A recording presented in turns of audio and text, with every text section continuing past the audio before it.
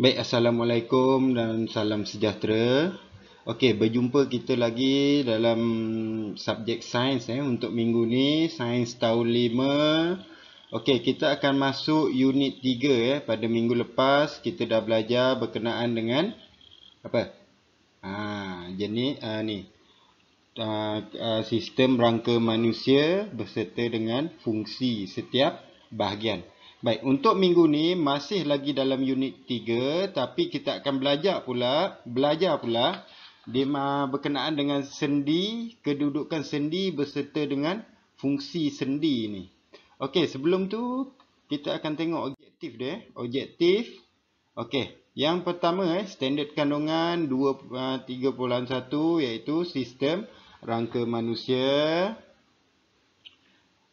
Sistem rangka manusia. Okey, masih lagi bawah tajuk sistem rangka. Kita tengok lagi standard pembelajaran dia. 2.1.1 memelihara fungsi utama sistem rangka manusia. Kita dah belajar minggu lepas. 2.1.2 mengenal pasti tulang dan kedudukan sendi di dalam sistem rangka. 2.1.3 menyatakan fungsi sendi dalam sistem rangka. Okey, untuk minggu ni awak akan kenal pasti kedudukan sendi dan juga fungsi setiap sendi. Baik, okey, kita tengok Okey, ini awak yang belajar imbas kembali sistem rangka yang awak telah belajar. Yang pertama tengkorak, yang kedua rusuk, tulang belakang, tulang tangan dan tulang kaki. Ada 5 jenis tulang dalam sistem rangka manusia. Okey, tulang tangan ni tulang tangan untuk pergerakan badan. Tengkorak melindungi otak kita daripada cedera. Tulang rusuk untuk melindungi organ dalaman seperti paru-paru dan jantung daripada tercedera. Tulang kaki berfungsi untuk sokongan dan pergerakan badan. Dan yang terakhir tulang belakang untuk menyokong tubuh badan ketika melakukan aktiviti. Sebab tu dalam PJ awak ada belajar keseimbangan. Keseimbangan tu ada kaitan dengan sistem rangka juga. Baik, okey, untuk minggu ni kita akan tengok apakah itu sendi. Okey, apa itu sendi? Sendi ialah satu tempat pertemuan antara dua atau lebih tulang. Kalau awak tengok tulang awak ni kan, jari awak ni, setiap jari awak yang bengkok, yang boleh dibengkokkan ni, jari awak yang boleh lurus kan? Lurus. Kalau boleh bengkok tu bermakna setiap tempat yang boleh bengkok tu adalah ada sendi, adanya sendi. Kepala awak boleh pusing-pusing kan? Okey, tangan awak, siku, itu bermakna ada sendi. Pertemuan antara dua batang tulang atau lebih. Yang ni yang buat awak boleh bengkok-bengkok ni, sendi ni. Satu tulang, dua tulang dia bercantum.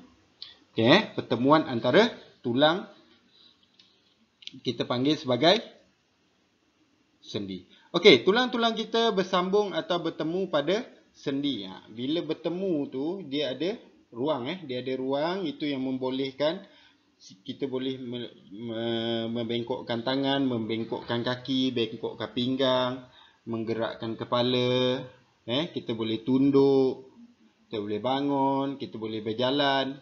Adanya sendi ni kita boleh melakukan pelbagai pergerakan. Cuba bayangkan badan awak tak ada sendi. Tulang je dari atas sampai bawah. Tak ada sendi. Bayangkan kaki awak tak ada sendi, tak boleh bengkok-bengkok. Bolehkah awak berjalan? Macam robot lah. Kaki lurus je, tak boleh patah-patah kan? Tak boleh bengkok-bengkokkan kaki. Baik, okey. Kalau kita tengok pada gambar rajah ni, yang ni adalah kita punya sistem rangka ni, yang warna coklat ni. Okey, yang saya tandakan bulat berwarna merah ni, ini adalah sistem kedudukan sendi. Okey, di leher, bahu, siku, jari, pinggang, pinggul, lutut dan juga jari kaki dan juga jari kaki ni. Faham Okey, ini adalah kedudukan sendi yang utama. Leher, bahu, siku, jari tangan, jari kaki, lutut, pinggul dan juga pinggang. Itu adalah tempat-tempat di mana pertemuan antara tulang. Tempat pertemuan ni yang membolehkan kita menggerakkan badan kita, kita boleh bengkokkan badan kita, jari kita boleh bengkok. Kalau tak ada sendi, cenilah jari awak ni. Lurus je macam ni nak bengkok. Macam mana awak nak pegang kalau jari awak lurus je? Faham Okey. Kenapa sendi penting kepada manusia? Cuba bagi sebab. Yang bertanda merah ni adalah bahagian-bahagian. Sama juga belah sini. Okey, ni pun ada sendi. Cuma cikgu tandakan sebahagian saja. Okey, tapi kedudukan dia sama juga. Tempat pertemuan antara dua tulang atau lebih. Okey, kenapa sendi penting kepada manusia? Supaya kita dapat membengkokkan bahagian tertentu badan. Sendi membolehkan pergerakan dan kelenturan tubuh. Awak boleh berjalan, awak boleh tunduk, awak boleh duduk. Itu semua melibatkan sendi. Sendi pada tulang leher sini, pada tulang leher ni membolehkan awak bergerakkan kepala secara pusingan atau putaran. Awak boleh toleh kiri, toleh kanan, dongak, tundukkan. Faham Sebab ada sendi ni pertemuan antara tulang leher dan juga tengkorak. Faham Kemudian sendi pada bahu, tulang tangan dan tulang belakang membolehkan pergerakan bahagian atas tubuh. Okey, bahagian atas tubuh ni dari pinggang bawa ke atas. Awak boleh gerak-gerak, awak boleh buat senaman. Kemudian sendi pada tulang bahu membolehkan pergerakan tangan ke belakang, ke depan, ke tepi atau putaran. Awak buat tu kan, semua tu.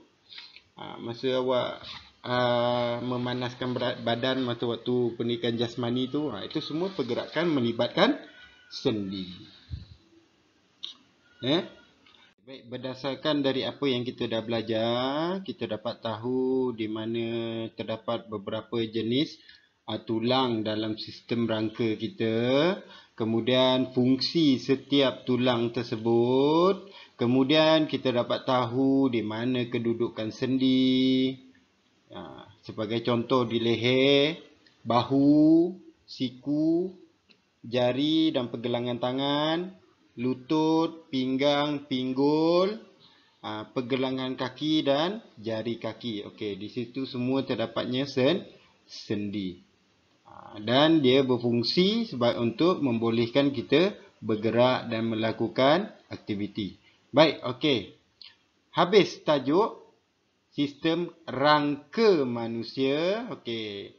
Kita nak tahu apakah kepentingan sistem rangka manusia ni. Okey, amat penting iaitu yang pertama mengekalkan bentuk badan, iaitu murid boleh berlari, berdiri. Yang kedua, melindungi organ lembut seperti otak, jantung, paru-paru dan sebagainya daripada kecederaan. Dan yang ketiga, membenarkan pergerakan badan. Okey, dari situ kita dah tahu sistem rangka dan sendi ni penting pada badan supaya kita dapat bergerak dan melakukan pelbagai aktiviti. Baik, tugasan. Baik, tugasan amat mudah. Boleh dikatakan mudah lah. Boring kan nasib menjawab, menyalin. Okey, untuk minggu ni kita buat projek. Projek dia simple dia, mudah saja. Awak perlu menghasilkan sistem rangka manusia yang mempunyai sendi. Macam mana? Okey. Apa bahan yang diperlukan?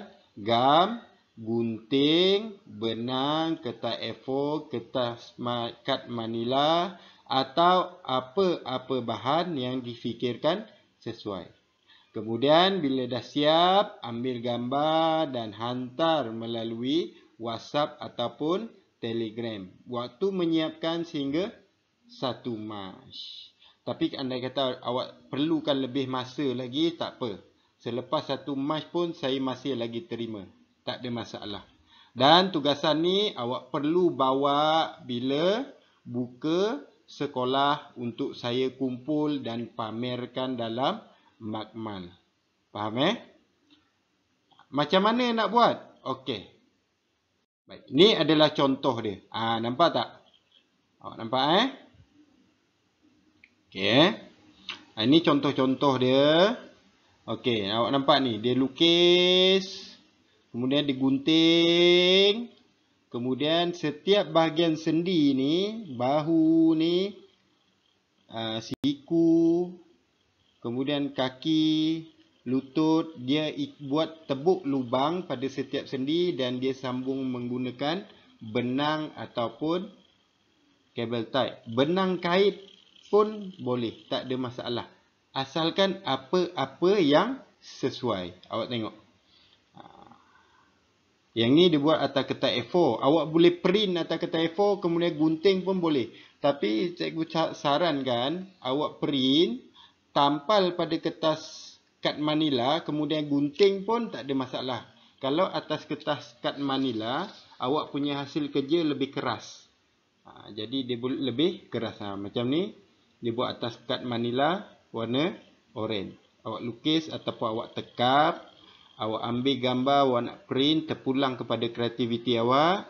Kemudian awak buat dia punya sambungan sendi. Sendi dia tebuk lubang, cantumkan guna benang pun boleh, tak ada masalah. Faham Tahun 5 awak dah belajar kan? Jenis-jenis jahitan asas kan? Boleh ikat guna benang. Nampak? Ini adalah hasil kerja. Contoh sebagai contoh. Ni tajuk baru ni. Yang ni kawan cikgu punya murid. Dia orang dah buat. Ni cikgu bagi, minta kat dia contoh. Ni murid-murid yang dia dah buat. Kita nak buat dekat Warisan Puteri pula. Kita nak buat dekat sekolah kita pula. Nampak? Awak boleh lukis. Awak boleh print. Kemudian gunting. Kemudian buat lubang pada sendi. Ikat dengan benang. Tak ada masalah. Boleh guna kertas A4. Boleh guna kertas kad manila. Terpulang kepada awak. Kreativiti awak. Awak nak print, gunting, tampal atas kertas kad manila. Kemudian bau gunting pun boleh. Tak ada masalah. Ini sebagai contoh. Okey, cikgu harap contoh ni boleh bagi panduan dekat awak. Kalau awak perasan yang cikgu tandakan warna merah ni, ni dia dah ikat pakai benang. Ni dia buat lubang, diikat pakai benang. Ini dia buat sikit je, dia tak buat banyak. Janji ada nampaklah bahagian sendi tu dekat mana. Faham nampak ni semua diikat benang. Baik. Okey, itu saja untuk minggu ni. Kita jumpa lagi pada minggu hadapan. Sekian, terima kasih.